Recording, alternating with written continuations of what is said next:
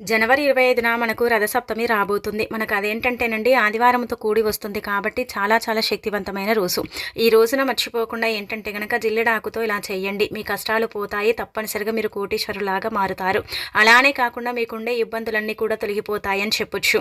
జిల్లెడు చెట్టు గురించి మనందరికీ తెలిసిందే కదా. జిల్లెడు చెట్టు అతీత శక్తివంతమైనది. చాలా చాలా పవర్ని కలిగి ఉంటుందన్నమాట. అయితే ఈరోజు మనకు రథసప్తమి కదా.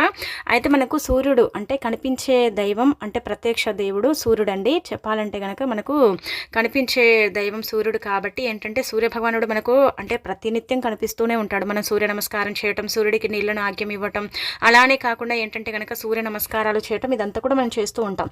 రథసప్తమి అంటే గనక సూర్యుడికి సంబంధించిన పండగ. అంటే మనము జరుపుకునే పండుగల్లో రథసప్తమిగా కూడా ఏంటంటే గనక పండుగగానే మనం జరుపుకుంటూ ఉంటాం కదా. అయితే ఈరోజు ఏంటంటే గనక జిల్లెడు చెట్టులో సూర్య కిరణాలు ఉంటాయి కదా.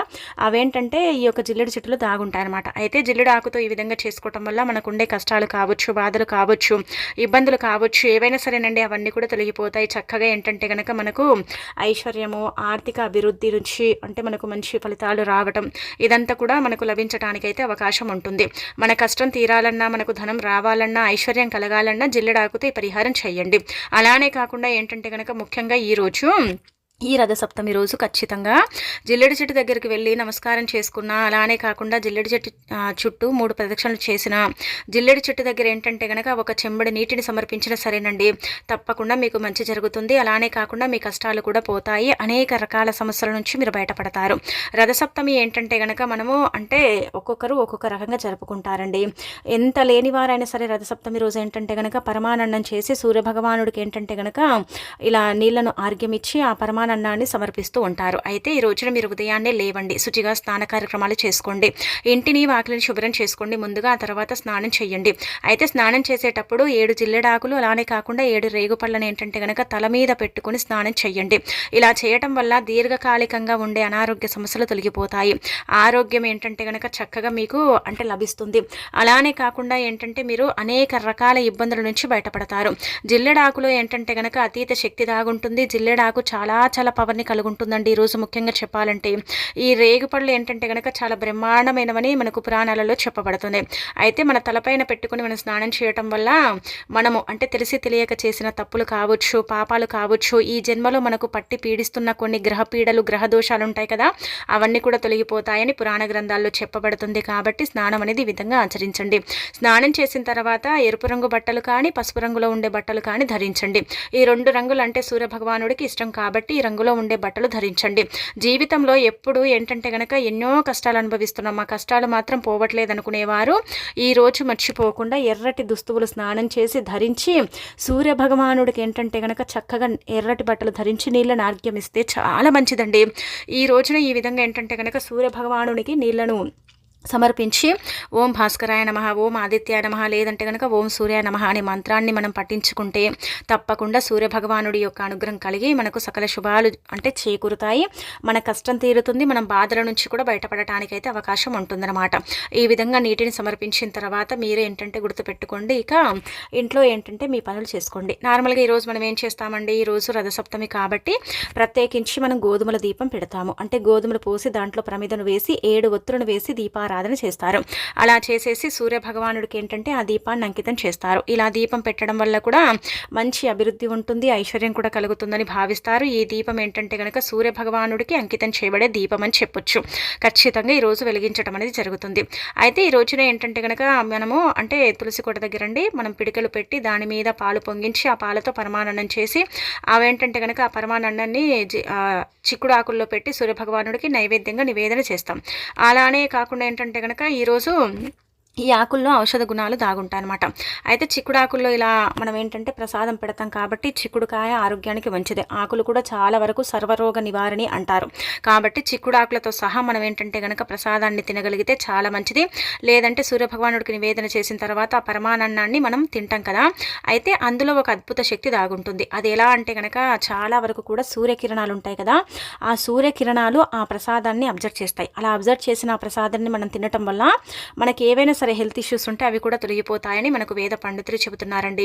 కావున ఈ విధంగా ఏంటంటే కనుక ఆచరించండి. ఇక తర్వాత ఈరోజు పాలు పొంగించడం, ఇంట్లో అంటే బెల్లం పరమాన్నం చేసి సూర్యభగవానుడికి నివేదన చేయటం ఇదంతా చేస్తారు. గోధుమల దీపం పెడతారు, ఉపవాసం ఉంటూ ఉంటారు, సూర్య నమస్కారాలు చేయటం, సూర్య నామాన్ని పఠించటం. అలానే కాకుండా ఏంటంటే కనుక సూర్య భగవానుడికి ప్రత్యేకించి ఈరోజు ఈ విధంగా నీళ్లను మాత్రం ఆగ్యమిస్తే మిస్సుడి తిరుగుతుందండి. ఎందుకంటే మనకు శాస్త్రాల్లో ఈ విధంగా చెప్పబడుతుంది. కుంకుమ కలిపిన నీటిని సూర్యభగవానుడికి ఏంటంటే గనక ఆర్ఘ్యం ఇవ్వటం వల్ల వివాహం జరగని వారికి వివాహం జరుగుతుంది. వివాహ ప్రయత్నాలు చేసి అలసిపోయి వివాహ సంబంధాలు రావు కదా, వాళ్లకు వివాహ ప్రాప్తి అవ్వటానికి అవకాశం ఉంటుందన్నమాట.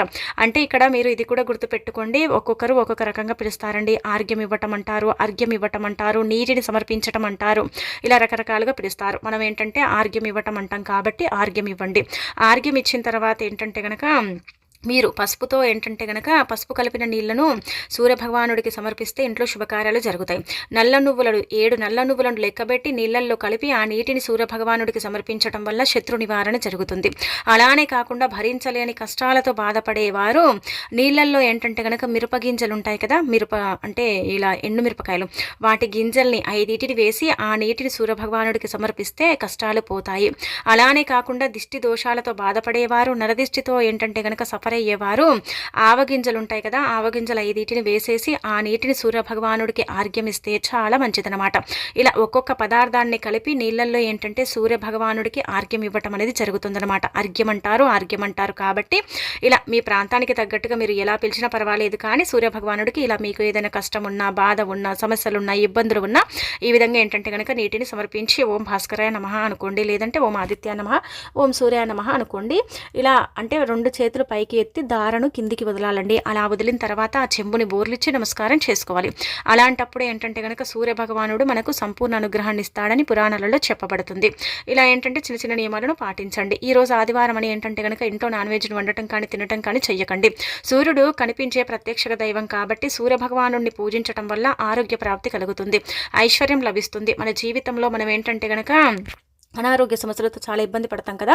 సూర్యుడు అంటే డి విటమిన్ కదండి, మనకు డి విటమిన్ ఉంటే ఎలాంటి రోగం అనేది మనకు రాదు. నిజం చెప్పాలంటే కనుక ఎలాంటి జబ్బులు అనేవి మనకు రావండి. మనకు డి విటమిన్ లోపించి మనకు చాలా వరకు కూడా అనారోగ్య సమస్యలు వస్తాయి కదా, వాటన్నిటి నుంచి కూడా మనం బయటపడగలుగుతాం. కాబట్టి ఇలా సూర్య భగవానుడిని పూజిస్తే చాలండి, ఆరోగ్యం ఐశ్వర్యం మన సొంతమైనట్టే అని చెప్పొచ్చు. ఇక ఆ తర్వాత జిల్లెడు ఆకుతో ఏంటంటే కనుక ఈ పరిహారం చెయ్యండి. మనం చెప్పడం ఏంటంటే కనుక సూర్య భగవానుడు ఏంటంటే కిరణాలు ఉంటాయి కదండి, సూర్యకిరణాలు, వాటిలో అతీత శక్తి దాగుంటుంది. అందులో ఉండే పవర్ ఏంటంటే గనక మనము అసలు వర్ణించలేమన్నమాట. అంత పవర్ ఉంటుంది. సూర్యుడిని డైరెక్ట్గా మనం చూడలేము నిజం చెప్పాలంటే కనుక. అలాంటి సూర్యకిరణాలు ఏంటంటే కనుక ఈరోజు జిల్లెడు చెట్టులో అండి ఏంటంటే అబ్జర్వ్ అవుతాయన్నమాట. అందుకే జిల్లెడాకుతో ఈ పరిహారం చేస్తే అనేక రకాల కష్టాల నుంచి మీరు బయటపడతారు. ధన సమస్య కావచ్చు, రుణబాధ కావచ్చు, ఆర్థికంగా మీరు ఏంటంటే కనుక లైఫ్లో ముందుకు వెళ్ళలేక ఇబ్బంది పడేవారు కూడా, ఏదో మేము కోల్పోతున్నాం మా లైఫ్లో మాకు ఈ కష్టాలు తీరట్లేదని బాధపడేవారైనా సరేనండి, ఈ పనిని చేయటం వల్ల కష్టాలు పోయి కోటీశ్వరులాగా మారటం, అలానే కాకుండా సంపద పెరగటం, ఐశ్వర్యం లభించటం, ఇదంతా కూడా మనం చూస్తాము. నార్మల్గానే ఏంటంటే కనుక జిల్లెడు చెట్టుకు అతీత శక్తులు ఉంటాయండి. జిల్లెడు చెట్టు చాలా చాలా పవర్ని కలిగి ఉంటుంది. జిల్లెడు చెట్టు ఏంటంటే కనుక చెప్పాలంటే ఇలా తంత్రపరంగా మంత్రపరంగా కూడా జిల్లెడాకులను ఉపయోగిస్తారు. జిల్లెడు చెట్టు కూడా ఏంటంటే కనుక చాలా పవర్ని కలిగి ఉంటుంది. అందులో ఈరోజు ముఖ్యంగా ఇంకా పవర్ని కలిగి ఉంటుంది అనమాట. అందుకే జిల్లెడు చెట్టు దగ్గరికి వెళ్ళి జిల్లెడాకులను కోసుకొని ఇంటికి తెచ్చుకోండి.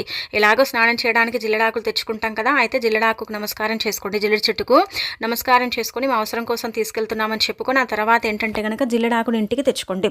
అలా తెచ్చేసుకున్న తర్వాత మీ స్నాన కార్యక్రమం పూజ అయిపోయిన తర్వాత జిల్లెడాకుని తీసుకొని అందులో గుర్తుపెట్టుకోండి ఆవాలు ఉంటాయి కదా, ఆవాలు మనందరికీ తెలిసే ఉంటాయి కదండి.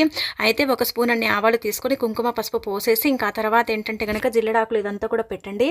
ఇది ఇంటి బయట కూడా చేయొచ్చు, మనం ఇంట్లో తీసుకెళ్ళి కూడా ఇంట్లో అంటే చేసిన తర్వాత తీసుకెళ్ళి ఏదైనా చెట్టు మొదట్లో కూడా వదిలేసి రావచ్చు. ఇలా చేసినా కానీ ఫలితాలు అయితే రావటం మన కళ్ళతో మనం చూడగలుగుతాం అనమాట.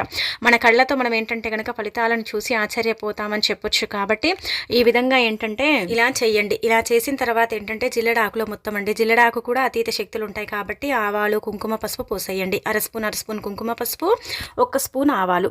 ఆవాలే ఎందుకు తీసుకోవాలండి అని మీకు సందేహం రావచ్చు. నిజం చెప్పాలంటే కనుక ఆవాల్లో చాలా పవర్ అనేది ఉంటుంది. మనందరికీ తెలిసిందే తాంత్రిక పరిహారం పరిహారాల కోసం ఆవాలను ఉపయోగిస్తారు, మంత్రపరంగా కూడా ఆవాలను ఉపయోగిస్తారు, అనేక రకాల సమస్యల నుంచి బయటపడటానికి కూడా ఆవాలను ఉపయోగించే పరిహారాలు చేస్తారనమాట. ఈరోజు తిదివార నక్షత్రం బాగుంది కాబట్టి ఆవాలు పసుపు కుంకుమ తీసుకొని జిల్లెడాకు మీద పెట్టి తీసుకెళ్ళి మరలా ఏంటంటే మీరు కష్టాలు, మీకుండే దరిద్రాలు, దోషాలన్నీ కూడా చెప్పుకొని తీసుకెళ్ళి మీరు జిల్లెడి చెట్టు దగ్గరే పెట్టేసి రావచ్చు. అలా పెట్టేటప్పుడు ఏంటంటే కనుక మా అవసరం కోసం చేసుకున్నాం కాబట్టి మా సమస్యలన్నీ కూడా పోవాలని సంకల్పం చెప్పుకొని పెట్టి వెనక్కి తిరిగి చూడకుండా ఇంటికి రావచ్చు.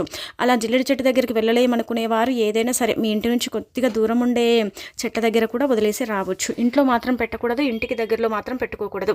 ఎందుకంటే ఈ రోజు నుంచి మన కష్టం పోతుంది, బాధ పోతుంది, అనేక రకాల సమస్యల నుంచి మనం బయటపడతాము, ధనం 4 వైపుల నుంచి ఆకర్షిస్తుంది. అలానే కాకుండా ఏవైనా సరే భరించలేని కష్టాలను మీరు అనుభవిస్తున్నట్టయితే ఆ కష్టాల నుంచి కూడా మీరు 200% బయటపడతారనమాట. అంత చక్కగా పనిచేసే పరిహారం అండి.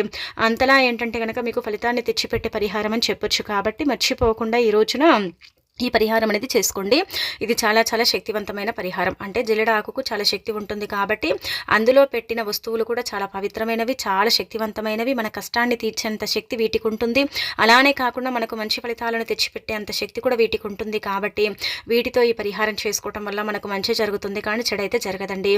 అన్ని విధాలుగా కూడా మనకు బాగా కలిసి రావడానికి, బాగుండటానికి ఈ పరిహారం అనేది పనిచేస్తుందని పురాణ గ్రంథాల్లో చెప్పబడుతుంది.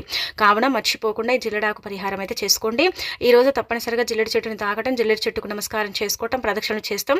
అంటే ప్రదక్షిణలు చేయటం వల్ల 1,000,000 జన్మల పుణ్యం లభిస్తుందని పురాణ గ్రంథాల్లో చెప్పబడుతుందన్నమాట. ఆ విధంగా కూడా పాటించండి. ఇక ఆ తర్వాత ఈ రోజున ఏంటంటే ప్రత్యేకించండి, గుర్తుపెట్టుకోండి. ముఖ్యంగా ఈ రోజు ఈ చిన్న చిన్న నియమాలను పాటించుకుంటూ ఈ పరిహారం చేసిన తర్వాత ఈ వస్తువులను వీలుంటే కొని మీ ఇంటికి తెచ్చుకోండి. ఎందుకు ఈ వస్తువులు కొనాలండి అంటే కనుక సంవత్సరం అంతా కూడా సూర్య భగవానుడి యొక్క అనుగ్రహం మీ మీద ఉండాలన్నా, మీకు సకల సంపదలు చేకూరాలన్నా, ఐశ్వర్యం కలగాలన్నా సరేనండి, ఈ రోజున ఈ విధంగా ఏంటంటే కనుక చెయ్యండి.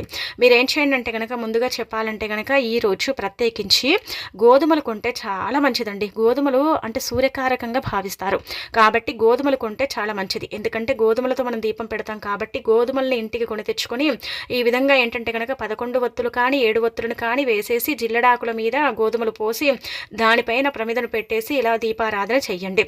ఇలా దీపం పెడితే కూడా మనకు సూర్యభగవానుడి యొక్క అనుగ్రహం కలుగుతుంది, సకల శుభాలు చేకూరుతాయి. కాబట్టి గోధుమలు ఖచ్చితంగా ఇంటికైతే కొని తెచ్చుకోండి.